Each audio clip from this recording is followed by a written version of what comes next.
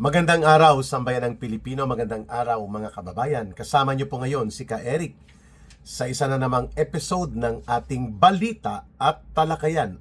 Uy, mga kababayan, closer and closer na po tayo sa 100,000 subscribers. At utang na loob po yan ni Ka Eric at ng aking pamilya dahil sa patuloy ninyong pagtitiwala at pakikipagkaisa sa ating advokasya sa paninindigan para sa matino at matapat at matuwid na pamamahala sa ating gobyerno at ganun na rin po sa pagsusulong ng tunay na agenda ng mamamayang Pilipino at ang pagtutol, paglaban at pagtatakwil sa sistema ng pangungurakot at pandarambong sa kaban ng bayan. Kaya tayo lumalago, lumalawak at lumalakas, mga kababayan.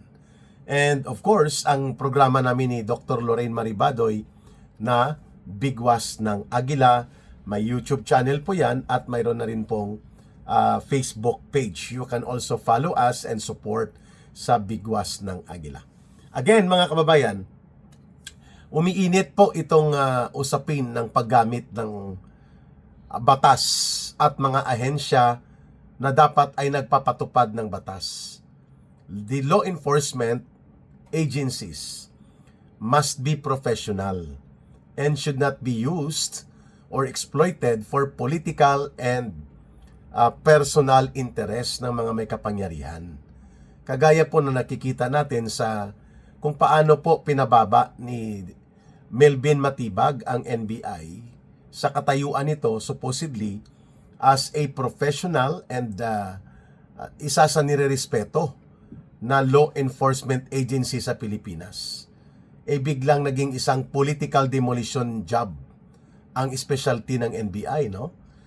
Kaso dito, kaso doon, pero laban sa mga political critics and members of political opposition to the Marcos administration. Kinasuhan na naman nila si Vice Mayor and Attorney Harold Respicio from Isabela. At ito ay isa sa batang leader, no? Kagaya po ni Congressman Miao Barsaga, Kiko Barsaga, ni Congressman Leandro Leveste. Mga batang leader po ito, no, ng bagong henerasyon ng mga political leaders sa Pilipinas. Magkakaidaran lang yata mga ito. Kuya Cesar, ano?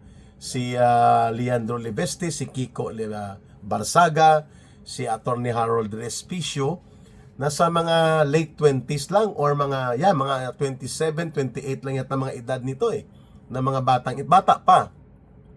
At si Ka Eric po ay nasa 54 na. Si Kuya Cesar 75 na Si Kuya Cesar, Ka Cesar Contapay, no? Tinatawag ko siyang Colonel Contapay dahil po sa kanyang lalim ng serbisyo sa paglilingkod sa mamamayan. Mga leader po namin yan sa Sara Pag-asa ng Masa, isang bagong tatag na leader na organisasyon na naglalayon po na pagkaisahin at palawakin pa ang mga basic sectors na sumusuporta mula sa hanay ng manggagawa, magsasaka, mangingisda, urban poor, kabataan, kababaihan. Kaya nga ang title niya ng grupo nila na binuo, Sara Pag-asa ng Masa. I like that name. Symbolizing yung pangangailangan ni Vice President Sara Duterte na magkaugat at magkadugtong siya sa mga batayang sektor ng lipunan na siya naman dapat priority ng gobyerno sakaling siya po ang magiging pangulo na ng Pilipinas. Sara Pag-asa ng Masa. Ibig sabihin po, siya ang inaasahan ng mamamayang Pilipino, yung mga binanggit kong mga ordinaryo at pangkaraniwang mga mamamayan na magdadala at magbubunsod ng tinatawag na pag-unlad at pagsulong ng lipunang Pilipino sa kabutihan ng kabuhayan, ng ekonomiya at ng buong pamayanang Pilipino. Kaya Sara Pag-asa ng Masa, congratulations sa iyo, Tatay Kuya Cesar Contapay, sa iyong pamumuno ng Sara Pag-asa ng Masa. Ayun. At yan po ay napailalim din sa grupong Kampilan, katipunan ng mga mamamayang Pilipino, na isa sa umbrella coalition organization of different parallel organizations advocating for the restoration of the principle of tapang at malasakit na panggobyerno na siyang pinagsimula noon ng ating minamahal na Rodrigo Duterte. Ayan. So ano po itong weaponization of law? Or tinatawag ito sa legal parlance na lawfare. Lawfare. L-A-W, lawfare. F-A-R-E. Parang law warfare. Kaya pinagdugtong lawfare. Hindi po yung low. Low is mababa. Tapos fare na F-A-R-A ay pamasahe. Yun ang gusto natin. Low fare. Mababang pamasahe sa public transportation na hindi po natutugunan ni Marcos Jr. Itong binabanggit ko po ay law fare. Ang pronunciation niya ay law. Law fare. Ginagamit ang batas upang ito ay maging instrumento at armas ng Estado laban sa kanyang mamamayan upang sikilin, supilin ang pag-usbong ng mga kritiko at mayroong pagpupuna laban sa mga abuso at mga kalapastanganan at mga katiwalian at kabulukan ng gobyerno. Ginagamit po nila ang batas hindi para sa matuwid at tamang law enforcement. Yan ang naging role na ginampanan ngayon ni Melvin Matibag kung bakit siya nailagay dyan sa NBI. Parang nagbigay ka ba ng Armalite at ng machine gun doon sa mga maoy sa barangay. Kahit abogado pa yon, alam natin na yung maoy sa barangay, yung lapastangan ba, pag nalasing, ay kung sino-sino ang hinahamon sa away at naglulunsad ng mga kaguluhan sa barangay. Ang tawag diyan mga maoy, no? Mga pasaway sa barangay. Binigyan mo, dati ang gamit niya baseball bat pa lang. O kaya mga pangpalo, mga baratiya at 2x2. Ngayon, itong maoy sa barangay, binigyan mo ng Armalite at machine gun. At kapag nalasing siya, yun ang ginagamit niya sa taong bayan. Yan po ang analogy ng bakit inilagay dyan si Melvin Matibag, ang NBI, ay naging isang parang maoy na agency. Kung sino-sino na lang ang pinagsasampahan ng kaso. Mantakin mo, hindi man sila ang presidente, hindi man sila si Marcos, bagamat ang libel is a public crime, cyber libel, pero it needs a personal complainant. Dahil yun ang magsasabi na siya ay nasaktan o na-libel siya sa pinagsusulat mo o sinabi mo. In this matter na kinasuhan ako ng NBI at si Manong Jason sa tungkol sa paggigiit ko sa paglalantad dapat ng health condition ni Marcos Jr. sapagkat yan ay constitutional duty niya, lalo pa kung mayroong mga kumakalat na impormasyon na siya may malubhang karamdaman. Kinasuhan ako ng cyber libel ng NBI, di ba kulukoy? Dapat na nagkaso si Marcos kasi bagamat ang cyber libel and libel are categorized as public crime or crimes against the public, pero it requires personal complainant ba o nakuloko-loko. Hindi man ako abogado ito si Matibag. Iban ko kung saan nag-aral ito ng batas para baluktutin niya ang konsepto ng batas. Ayun. So kinasuhan na naman si Harold Respicio. Kakasuhan na naman si Dante Marcoleta, ang asawa at anak ni Mike Defensor. Lahat na lang si Mike Defensor din. Mga kababayan, ang mga malayang pamamahayag, bagamat masakit po yan, minsan sa pandinig at damdamin ng mga nakaupo sa gobyerno, bahagi po yan ng tinatawag na buhay na demokrasya. Hindi pwede po na ang ating kapayapaan at katinuan sa ating lipunan ay ang tinatawag na peace of the cemetery. Yung kapayapaan ng sementeryo. Ibig sabihin wala na nagsasalita dahil patay na ang lahat. Wala nang boses, takot na. When people are afraid to criticize the government, that is already a sign na nabubulok ang demokrasya sa lipunan. Bakit?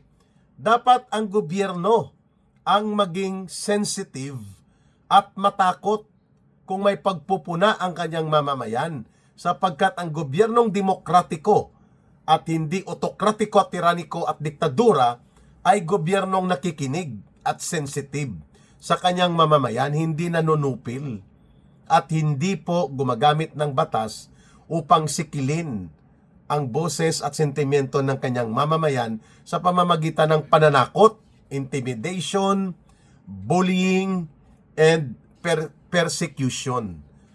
Yan po exactly ang ginagawa ni Matibag sa NBI ngayon. Kung kaya po, maanghang at matalas ang mga pagpupuna sa kanya ni Harold Respicio, ni Attorney Harold Respicio. Sa Davao pa lang, na mga pagtitipon the other day, sinabi ni Respicio, Matibag! Very animated yan si Respicio magsalita, no? May mga kasamang aksyon at may mga kasamang mga animated voice play. No, parang nasa teatriko ka pag nasa theater sa stage ka, pag nakikinig ka at nakikita mo na nagsasalita sa entablado si Attorney Harold Respicio. So mga kababayan, malinaw po na nakakabahala itong panggagamit ni Marcos Jr. sa mga maoy na katulad ni maoy talaga, ni katulad ni Matibag na nalalasing sa kapangyarihan. Ang maoy kasi nalalasing ka sa alak, sa mga gin bilog, mga tuba. Nagmamaoy ka, no? Na binabato mo ng bato ang mga kapitbahay mo, binubugbog mo yung asawa mo, tinatadyakan mo mga anak mo, maoy nga no? Gago yung maoy, gago yan walang katinuan. Alak, no? Ang nakakalasing. Ito kay Matibag, ang pagkamaoy niya, nalasing sa kapangyarihan. Kaya yun ang tawag ni Respicio sa kanya, Matibag! Akala mo, hindi ka namin i-call out. Hindi kami matatakot sa iyo, Matibag! Yun ang sabi ni Attorney Harold Respicio. That very animated and emotional type of stage presence ni Attorney Respicio, calling out on the NBI director, Matibag, is a sign na kailangan po ng taong bayan na itulak pabalik itong kalasingan at kahambugan ni Matibag dyan sa NBI na parang maoy na pinakawala ni Marcos Jr. Sapagkat ang NBI po ay hindi private security or private law enforcement agency ni Marcos. Ang NBI ay dapat naglilingkod sa taong bayan, hindi lamang kay Marcos ang kanilang mandato. Alam ba yan ni Matibag? Alam niya yan, pero binabaloktot niya yan. Kasi parang private army ni Marcos kung mag-isip si Matibag the way he is now orchestrating things at the NBI, mga kababayan. Ganon po ang kanyang asta at postura, parang private army siya ni Marcos, no? Mabuti na lang at ang AFP at PNP medyo mayroon pang mga pagtitimpi o pagpipigil. Pagtitimpi at pagpipigil talaga ka, Eric. Mga kababayan, kidding aside and seriously delivering the message, yung pushback, yung pagtulak ni Harold Respicio at ng mga kagaya niya at kagaya ko, we should not show fear or being intimidated kay Matibag dahil NBI director siya. Ano kung NBI director siya? Ang kanyang paglilingkod at ang kanyang katungkulan at kapangyarihan ay nanggagaling yan sa taong bayan na ipinahiram sa kanya through kay Marcos. Si Marcos ay hindi rin po permanente at forever na presidente. And even if he is the president, Marcos does not own the government. Marcos leads the government, but he is not the private owner of all agencies and authorities in the government.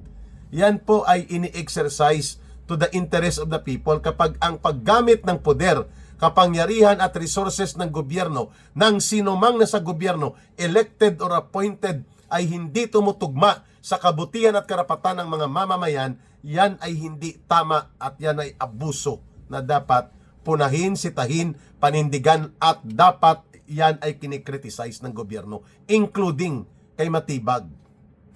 When people criticize the president, and when people do it peacefully, kahit na yan ay masakit pakinggan at yan ay panting sa pandinig at damdamin ni Marcos Jr., because he is the president, he should listen to the people. At hanggat hindi nananawagan ng armadong pag-aaklas, armadong paglaban at pag-promote ng kaguluhan at karahasan ang mga pahayag at mga kritiko ng kanyang mamamayan, Matibag has no business to file cases against people who are criticizing the government. Dapat nga ini-encourage ang free speech. Basta hindi ka mag-aklas, hindi ka mag-armado, hindi ka maging marahas, hindi maging madugo at magiging violente ang iyong mga panawagan at mga hakbang. The freedom to express and the right to free expression and free speech, isa po yan sa mga sagrado na karapatan ng bawat mamamayan sa ating demokratikong lipunang Pilipino na pinoprotektahan at ginagarantiya ng konstitusyon. One of the top priority rights of the people na dapat protected ng Estado at ng gobyerno yan as per framework and purpose of the Constitution. Ang freedom of expression at ang free speech ay isa sa nangungunang mga karapatan ng mga mamamayan sa isang tunay at buhay na lipunang demokratiko na ang gobyerno ay nagkakaroon ng pundasyon at prinsipyo sa demokrasya. Dapat alam ni Matibag yan. Hindi siya pwede magtapang-tapangan. Hindi pwede ang NBI, ang PNP, and those who are into the sector of law enforcement, sila ang magiging balat sibuyas and they will act as if they are too sip-sip, no? Sobrang sip-sip sa presidente na sobrang OA, overacting na bawat kimbot at bawat kindat na mga pagpupuna ay lalatiguhin at tahambalusin nila ng kaso, peperwisyuhin kanila at ipapawarrant of arrest ka. At ipapakulong kung wala ka pang piyansa. At hahanap ka ng abogado para gumastos ka. At peperwisyuhin ka mag-appear sa korte.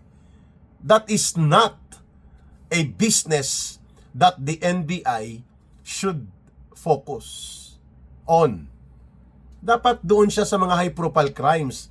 Halimbawa, sino ang mga kongresista na nagbebenta ng mga flood control projects at sila ang nakinabang sa mali-maleta, tuni-tuniladang pera na nanggaling sa kaban ng bayan at kinash advance sa mga kawatan at mga magnanakaw na kontraktor kasabwat ang DPWH. Dapat ganun ang mga focus ng NBI. Mga kababayan, that is the real service to the people. Kihoda, kahit pa na ito ay dudugtong ang criminal trails sa mga matataas na opisyal ng gobyerno. O, di ba? Dapat ganun. O, bakit may mga ibinabalita na mga kontraktor na kasabwat din sa sugal at mga illegal na mga negosyo at sila din ang nagbebenta ng mga proyekto kasabwat ang DPWH. Paano ito lansagin? To protect not only our public fund and the taxpayers' money, but also to protect the interests of the government from those who have power in government, pero ang kanilang kinakasabwat at kinakasangkapang kapangyarihan ay para sa pandarambong at pangungulimbat sa kaban ng bayan. Yan ang dapat mga iniimbestiga at pinapaila ng kaso ng NBI, mga kababayan. Hindi yung mga nagsasalita at pumupuna dito sa sistemang pangsindikato na umiiral sa kasalukuyang administrasyon.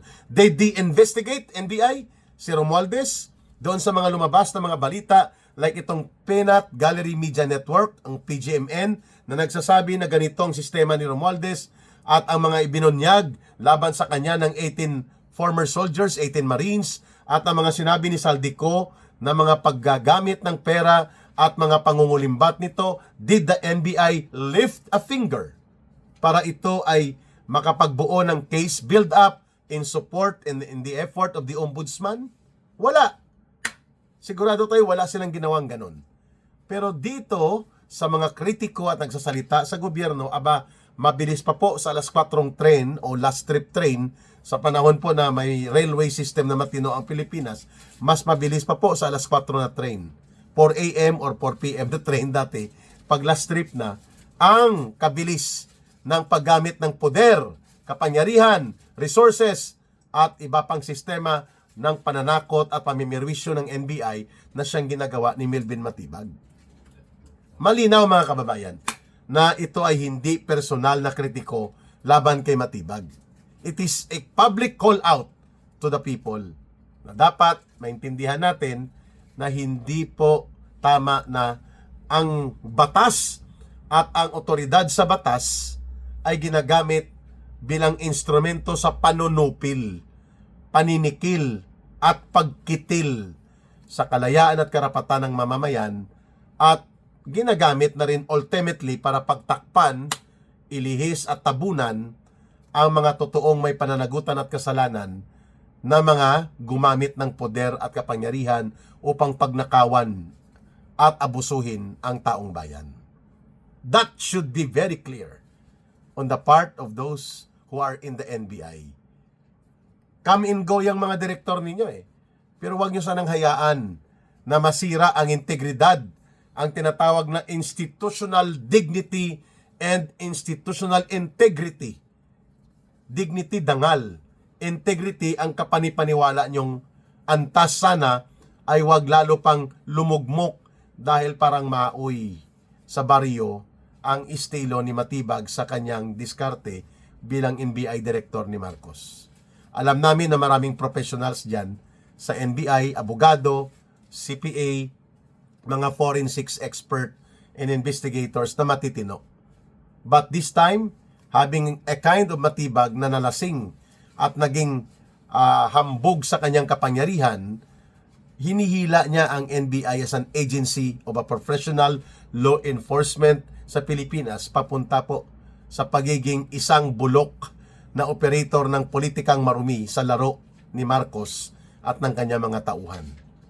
Mga kababayan, maraming salamat sa inyong pakikinig at pagsubaybay, pagsuporta at pagtangkilik ng ating Ka Eric Celis Balita at Talakayan. Mahalin natin ang bansang Pilipinas, walang ibang magmamahal nito, kundi tayo ring mga Pilipino. Para sa Diyos at sa Pilipinas nating mahal, may God bless everyone and may Allah will be with those who are Muslim brothers and sisters.